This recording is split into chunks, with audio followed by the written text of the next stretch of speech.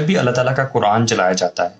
یا کوئی بھی اللہ تعالیٰ کے دین کی بات ہوتی ہے تو آپ دیکھتے ہیں کہ کچھ لوگوں کے لیے تو وہ بہت زیادہ اثر رکھتی ہے، جبکہ وہی بات، وہی قرآن کی آیت کچھ اور لوگوں کے لیے ان کی زندگی پر، ان کے موڈ پر، ان کے بیہیویئر پر کوئی فرق نہیں ڈالتی۔ تو ایسا انسان کے ساتھ تب ہوتا ہے جب انسان اللہ تعالیٰ کی یاد سے بہت عرصے تک غافل رہے، بہت عرصے تک اللہ تعالیٰ کے فرائض سے دور رہے اور بہت زیادہ حرام کاموں میں انڈلج کرے، اور ایسا وہ کنسسٹنسی کے ساتھ کرے، یعنی بہت عرصے تک حرام کاموں میں انوالو رہے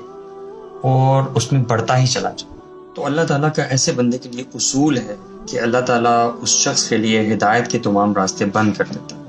اس بات کو اللہ تعالیٰ نے قرآن میں ایک سے زیادہ جگہ پر ارشاد فرمایا ہے، جیسے سورۃ البقرہ کی 7ویں آیت میں اللہ تعالیٰ فرماتے ہیں کہ ختم اللہ علی قلوبہم وعلی سمعہم وعلی ابصارہم غشاوہ، کہ اللہ تعالیٰ مہر لگا دیتا ہے ایسے لوگوں کے دلوں پر اور ایسے لوگوں کے کانوں پر اور ایسے لوگوں کی آنکھوں پر پردہ ڈل جاتا ہے، جس کی وجہ سے نہ ان کے کان جو ہیں وہ سن سکتے ہیں حق کو، نہ ہی ان کے دل جو ہیں وہ حق کو سمجھ سکتے ہیں، اور نہ ہی ان کی آنکھیں جو ہیں وہ حق کو دیکھ سکتی ہیں۔ ایک اور دوسری جگہ پہ اللہ تعالیٰ فرماتے ہیں کَلَّا بَلْ رَانَ عَلَىٰ قُلُوبِهِمْ مَا كَانُوا يَكْسِبُونَ، جس کا مفہوم یہ ہے کہ بے شک ان کے دلوں پر اللہ تعالیٰ مہر لگا دیتا ہے، یعنی ان کے دل جو ہیں وہ زنگ آلود ہو جاتے ہیں۔ اور اس بات کو اللہ کے نبی صلی اللہ علیہ وسلم نے ایک حدیث میں بڑی اچھی طرح بیان کیا کہ جب بھی کوئی انسان گناہ کرتا تو اس کے دل پر ایک سیاہ نقطہ پڑ جاتا،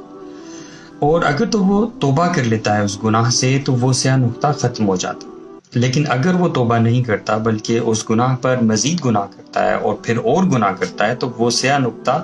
بڑھتا چلا جاتا ہے، حتیٰ کہ وہ شخص گناہ کرتا رہتا ہے اور ایک ایسی سٹیج آتی ہے کہ اس کا پورا دل جو ہے وہ کالا سیاہ ہو جاتا ہے۔ اب یہ دل کی جو سٹیٹ ہوتی ہے یہ وہ سٹیٹ ہے جس پر قرآن پڑھا جائے یا کوئی نصیحت کی جائے تو یہ دیکھنے کے، سننے کے، سمجھنے کے قابل نہیں ہوتا، اس دل پر اللہ تعالیٰ مہر لگا دیتا،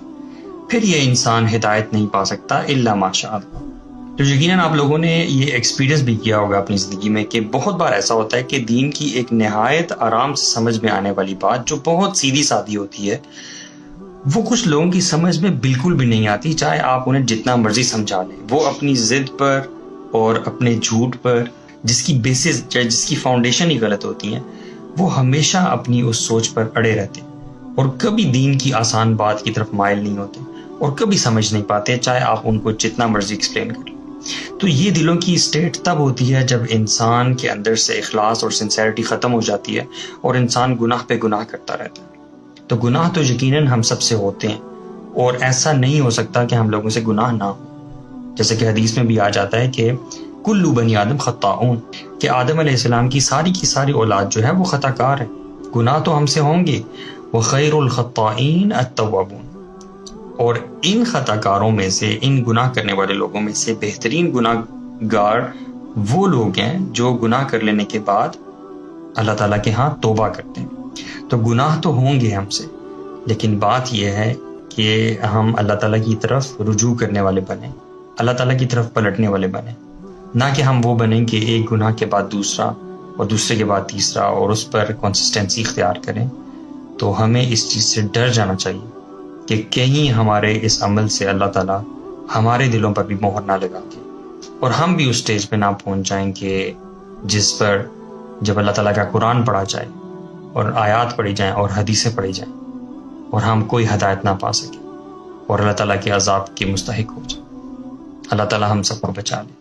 آمین۔